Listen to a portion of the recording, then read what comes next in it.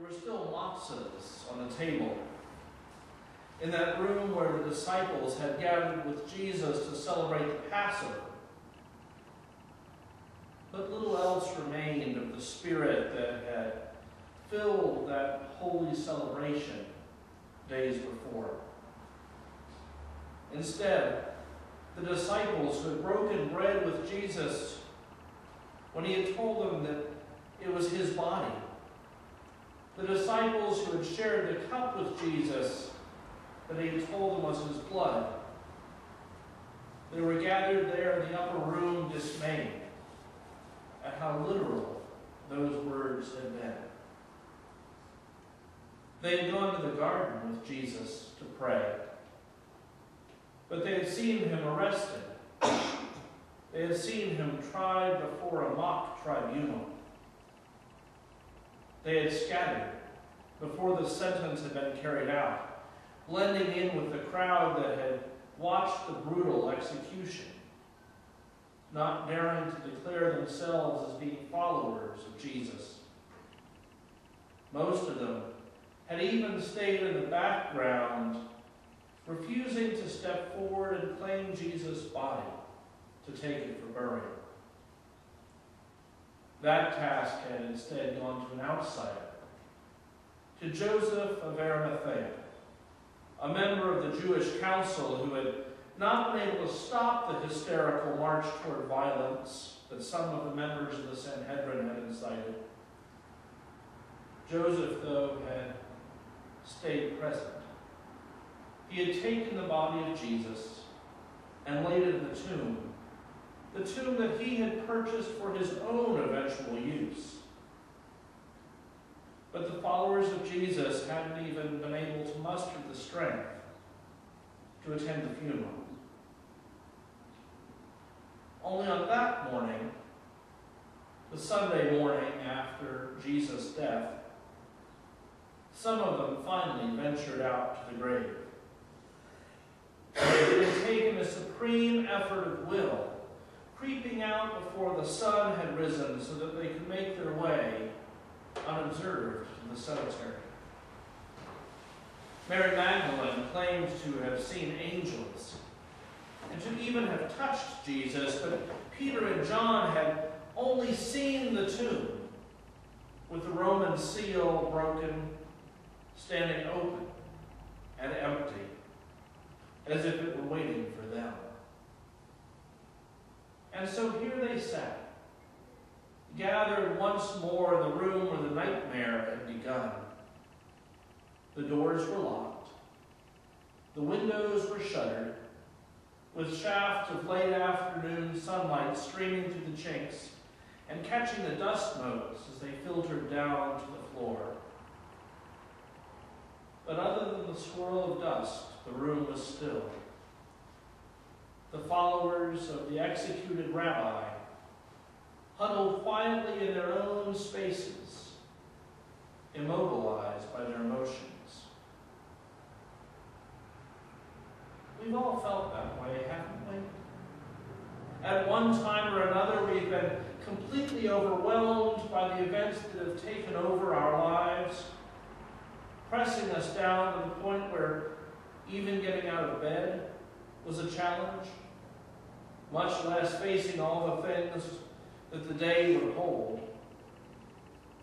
The specifics are different for all of us, but it's one of those human realities that we've all known. For some of us, that paralysis has come because of fear for ourselves or our loved ones.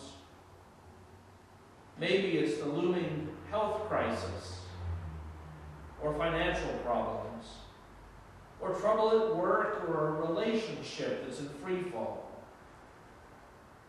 But whatever it is, it makes it difficult, if not impossible, for us to move forward.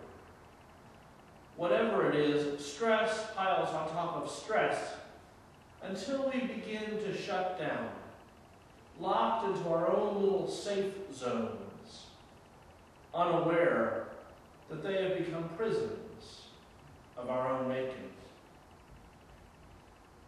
And that's where Jesus' followers were on that Easter Sunday. Locked down, afraid to move. Partially because of their quite legitimate concern about the Romans and the religious leaders, but also because they had let their own fear overtake them. And that's when it was that Jesus stepped into the room. "Peace be with you," he said, as he joined them right there in the place that they were. It's just the words you'd expect. The same words that are used as greeting throughout the Middle East today. In the Aramaic that Jesus would have spoken, it would have been Shalom Aleichem. In Hebrew today, it's Shalom Aleichem. And in Arabic, it's Assalamu Alaikum. But all of it is the same. Peace be with you. But that shalom, that salam, that shlama isn't an emotional kind of peace that it's wishing somebody. It's not happiness or joy. It isn't tranquility. It isn't relaxation. It isn't quiet. It's a different kind of peace. It isn't even really about the absence of war or violence, but it's that state where everything is as it should be, when everything is in balance, mind, body, spirit. And it's a peace that isn't just about individuals. It's about communities, nations, about the whole cosmos, really. In fact, you can never have peace when someone else lacks it. How could we be at peace when there are others in distress? The seeking of shalom, of peace, is a major focus of the Jewish scriptures. The prophets had dreamed of that time when people would plant their crops and be able to harvest them too, without having to worry about an attacking army. They dreamed of people sitting under their own vines and fig trees, with their families thriving around them, in harmony with their neighbors, and in a world where the poor were fed, where rulers were just and wise. I said when I started that on one level, that greeting of "Peace be with you" would have been precisely what the disciples would have expected to hear. The normal greeting of one person to another. But on another level, I'm sure that it meant far more to those terrified disciples than just a standard greeting. When Jesus offers peace to them, his peace to them, he's proclaiming salvation, using that word in its broadest and I think its most accurate sense. Proclaiming a salvation that is already in effect, that is already bringing them healing and wholeness. Imagine what those last few days had been like for them. Hiding fearfully in that upper room, arguing among themselves, swamped with regret and shame after their desertion of Jesus. They felt that they had let him down, but also that they had been let down.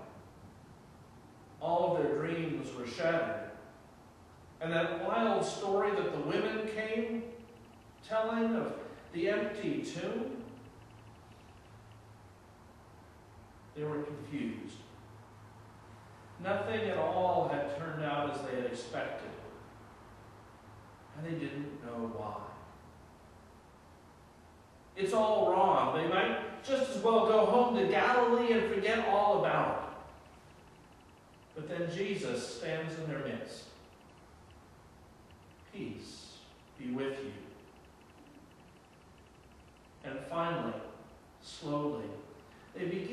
take in that message that they need to hear. That God is bringing peace and wholeness in the world. That Christ is healing them. That the apparent disaster of the cross is actually a sign of God's indestructible love. That even death can't beat that love. Jesus, who they might have expected to rebuke them, to say, "Why did you leave me hanging?" instead comes to them and offers peace, reassurance, forgiveness, grace, and strength. There is new birth and new life. There is a new beginning. Peace be with you. Not a promise of admission to some heavenly city when they die, but a real hope for them now, and real healing. And as Jesus proclaimed God's shalom to them, he also makes it clear that this gift is not just God's to give. As the Father has sent me, so I send you. Receive the Holy Spirit. If you forgive the sins of any, they are forgiven. If you retain the sins of any, they are retained. You know, each week when we gather for worship, we go through that prayer of confession, where we tell God that we are sorry for the things that we have done, and where we open ourselves to receive God's gift of grace and forgiveness and shalom, healing, wholeness, peace. It's something that we take into ourselves. And in many traditions, the pastor, after declaring God's forgiveness, will offer, "The peace of Christ be with you." And the congregation responds back, "And also with you." Because I can tell you that the person who's standing behind the pulpit needs that peace every bit as much as the person sitting in the pew. On that first Easter, when Jesus proclaimed peace, he was speaking to a motley bunch, to fishermen and tax collectors, to lay people of all sorts, none of whom had been trained for ministry. And our reality is that we all are spoken to in the same way. We all hear the voice of Christ speaking, "Peace be with you," setting us free from that prison that we have built for ourselves, letting us go and nudging us. Go out in the world. Share that peace with others, calling us to share God's shalom with all who are in need. But you know, it's not necessarily about saying or not saying some formal absolution. I'm struck with how Jesus says, "If you retain the sins of any, they are retained." I don't think that Jesus was suggesting that course of action. I think instead, Jesus is showing us the power of forgiveness. That as we forgive, as he taught us in his prayer, we are forgiven. But that if we retain those sins, they may be retained, but so are ours.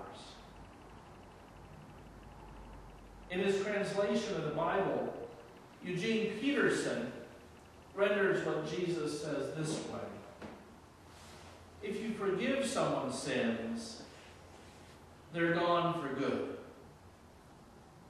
If you don't forgive sins, what are you going to do with them? Peace be with you.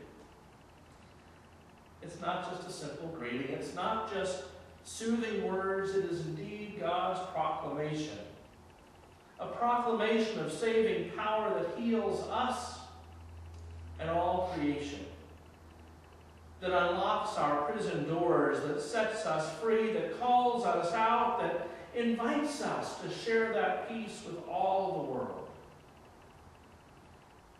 As Christ declares shalom to us, he reminds us that all of us, clergy and lay people alike, have the power to pass on that shalom, that true salvation that makes us whole and healthy and free. May the peace of Christ be with you.